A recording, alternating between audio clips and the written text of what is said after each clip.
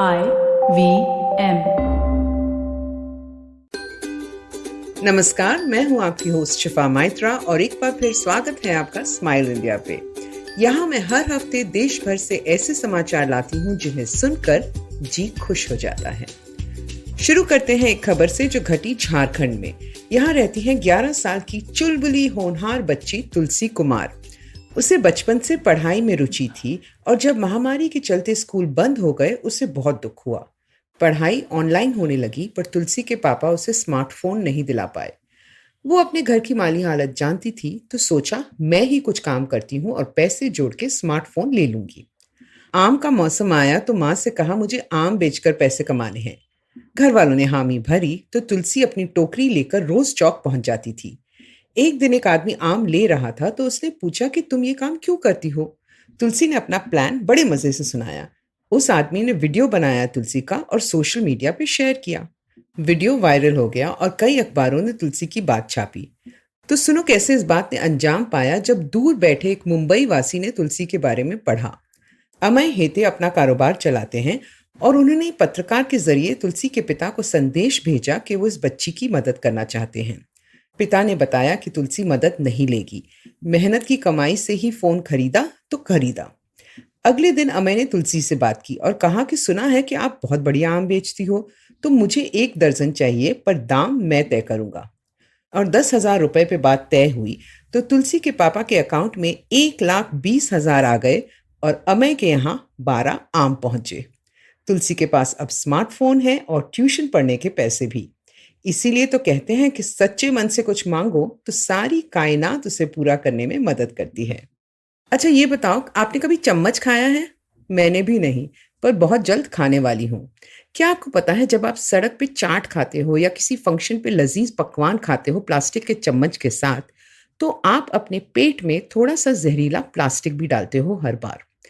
अक्सर ये चम्मच ठीक से धोए भी नहीं जाते और जब टूट जाते हैं तो उन्हें फेंक दिया जाता है, पर ये कहीं किसी नदी में या किसी कूड़ेदान में ही रहते हैं। ये बात हैदराबाद के एक सज्जन पुरुष नारायण पीसा पेटी को बहुत खलती थी। एक बार वो काम के सिलसिले में फ्लाइट पे थे और प्लास्टिक का चम्मच नहीं इस्तेमाल करना चाहते थे। जब खाना आया तो उन्हें याद आया कि उनके बैग में कल की एक जवारी की रोटी पड़ी है, तो उसे निकाला। वो सख्त हो चुकी थी पर उसे चम्मच की तरह यूज करके नारायण ने मजे से भोजन किया। घर आकर पत्नी से बात की और दोनों ने शुरू किया एक एक्सपेरिमेंट। अपने ही अवन में जवारी में कुछ आटा मिलाया, फिर थोड़ा सा चावल का आटा डाला और चम्मच बनाने शुरू किए। 1 साल तक प्रयोग करते रहे और अंत में जाकर ऐसा चम्मच बना जिससे आप गरम गरम सूप भी पी सकते हो।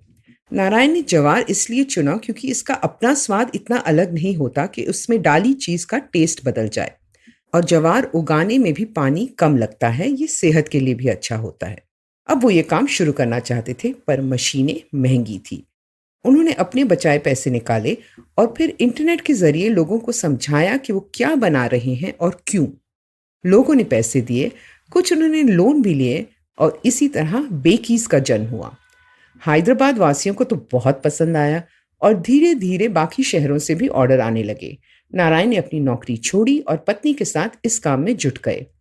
आसपास की औरतों को ट्रेनिंग दी और कुछ ही महीनों में बड़ी फैक्ट्री बन गई। अब उन्हें सुकून है कि वो पर्यावरण के बचाव के लिए अपना छोटा सा योगदान कर रहे हैं। चमचों के साथ साथ अब वो प्लेटें भी बनाते हैं और जल्द ही ग्लास बनाएंगे। उसके बाद चॉकलेट वाले चम्मच जिनसे आइसक्रीम खाने में अलग ही आनंद आएगा। है ना मजेदार आइडिया? अब इन महिला के बारे में सुनो जो कॉलेज की हेड ऑफ द डिपार्टमेंट रह चुकी हैं और 67 की उम्र में जोधपुर का प्रज्ञा निकेतन चलाती हैं, जहां वो 100 अंधे और विकलांग लोगों के साथ रहती हैं। आज की दबंग डॉक्टर कुसुमलता भंडारी को 3 साल की उम्र में जब पोलियो की वजह से लकवा मार गया तो लोगों ने कहा बेचारी का कुछ नहीं हो पाएगा। माता पिता ने उम्मीद नहीं छोड़ी और एक डॉक्टर ने कहा इसके शरीर में सिर्फ दिमाग चलता है, इसी से कुछ हो पाए तो अच्छा है। उस बच्ची ने ये बात गांठ बांध ली। घर पे जब भाई की ट्यूशन होते थे तो साथ बैठकर उसने पढ़ना लिखना सीखा 11 साल की उम्र में। सभी हैरान थे और कुसुमलता ने 4 साल में 10वीं की परीक्षा की तैयारी कर ली। बड़े अच्छे नंबर आए तो हिम्मत बढ़ी और कॉलेज जाने का फैसला किया। व्हील चेयर पे बैठ के पॉलिटिकल साइंस में बीए की। अपने हम उम्र दोस्त बनाए, लड़के और लड़कियां, और फिर MA की, जिसमें गोल्ड मेडल पाया। आगे चलकर पॉलिटिकल साइंस में PhD की। क्योंकि वो अपने को अलग नहीं मानती थी, इसलिए लोगों ने भी अपनाया। जय नारायण व्यास यूनिवर्सिटी में पढ़ाना शुरू किया और पॉलिटिकल साइंस की हेड ऑफ डिपार्टमेंट बनके रिटायर हुई। साथ ही उन्होंने शुरू किया औरों की मदद करना। सरकारी अफसरों से मिलती रहीं और जोधपुर यूनिवर्सिटी से विकलांगों की फीस माफ कराई। डाक द्वारा मतदान के मसले में भी आगे रहीं और साथ ही प्रज्ञा निकेतन बनाया। जिन लोगों को समाज नहीं स्वीकारता उनके लिए सुरक्षित घर बनाया, जहां उन्हें रहने और खाने के साथ साथ खुलकर हंसने और जीने का भी आराम है। डॉक्टर कुसुमलता अपने इन घर वालों के साथ रहती हैं, बातें करती हैं, बाग में फूल लगाती हैं और एक इलेक्ट्रॉनिक मशीन से कपड़े भी सिलती हैं। और सबसे बढ़िया बात यह है कि वो हम सबको सिखाती हैं कि जहां चाह है वहां राह बन ही जाती है। अब मैं आपको बताऊंगी बैंगलोर की कृष्णा मोहंती के बारे में, जिनका जीवन बदल गया जब वो 3 साल पहले एक छुट्टी पे गईं। उन्हें भीड़ में जाना पसंद नहीं, तो इस बार वो अपना बैकपैक लेकर मेघालय के एक पहाड़ी हिस्से में निकल पड़ी। नॉनग्रेम नाम के एक छोटे से गांव में पहुंची और एक बहुत ही खूबसूरत लकड़ी का घर देखा। अंदर गई तो एक बुजुर्ग दंपति मिले।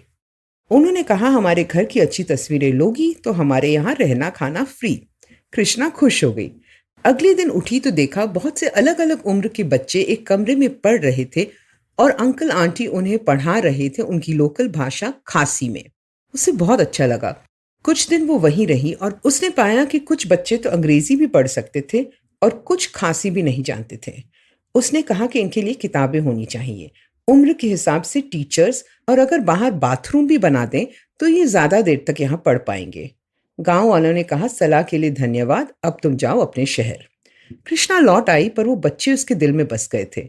उसने दोस्तों से बात की, सोशल मीडिया पे स्कूल की तस्वीरें डाली और लोगों से मदद मांगी, पैसों और किताबों के रूप में। अगले साल वो फिर वहां पहुंच गई और इस बार गांव वालों की तरह ही रही। उनके साथ पानी भर के लाती थी, रसोई में मदद करती थी और वो ही खाती थी जो वो खाते। धीरे धीरे सब ने हाथ बटाया और वहां लाइब्रेरी बनी, दीवारों पर चार्ट लगाए गए और कुछ टीचर्स भी रखी गई तनख्वाह पे। बच्चे और बुजुर्ग दंपति बहुत खुश हुए। कृष्णा को पता है कि अभी भी बाथरूम बनाना है और कुछ विषयों पर किताबें भी चाहिए, पर उसे उम्मीद है कि लोग आगे आएंगे और नॉर्गिम के ये बच्चे भी आगे बढ़ पाएंगे। कृष्णा ने हम सबको दिखा दिया कि अक्सर अलग राह ही सही राह होती है। अब मुझे आज्ञा दीजिए। अगर आप इंडिया के बारे में और दिलचस्प बातें जानना चाहते हो तो फेसबुक पे मेरा पेज गुड न्यूज़ इंडियन ज़रूर देखें। मुझसे बात करना चाहें तो ट्विटर या इंस्टाग्राम पे शिफा माइत्रा है मेरा हैंडल। IVM पे और मज़ेदार पॉडकास्ट सुनने के लिए IVM का ऐप डाउनलोड करें या वेबसाइट पे जाएं, या जहां भी आप पॉडकास्ट सुनते हो IVM को खोजें। IVM के सोशल मीडिया हैंडल्स फॉलो करें ट्विटर और इंस्टाग्राम पे। अगली बार तक अपना और अपनों का ध्यान रखिए। अब जब आप ये पॉडकास्ट सुन चुके हो तो अगर आप इसे अंग्रेजी में सुनना चाहते हैं तो वो भी मुमकिन है। स्माइल इंडिया हिंदी और अंग्रेजी दोनों में आता है, तो अपने सर्कल में ये बात बताना ना भूलें।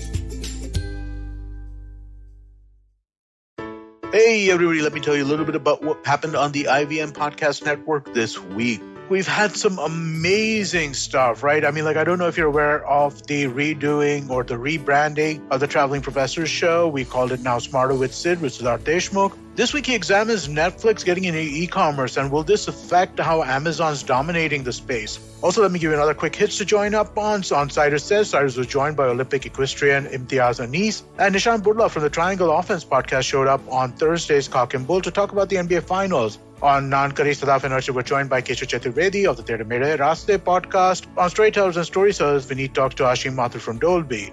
And don't forget to follow us on Facebook, Twitter, LinkedIn, and Instagram to keep up with what's going on the network. And with that, let me also just finally thank our sponsors. They're what makes things possible. We'd like to thank CIET, Cred, Global Victoria, Bank of Baroda, Intuit India, and Lenovo. Thank you so much for making this possible. Hi, I'm Zarina Poonawalla, host of the Empowering Series podcast on the IVM network. I happen to be a peak performance coach and leadership coach by profession, and I'm here to share with you productivity tools, life-altering techniques, and real-life hacks to help you achieve your maximum potential in everything you do, your relationships, professions, careers. So tune in every Monday to unleash your inner power. Be safe, be well, be empowered.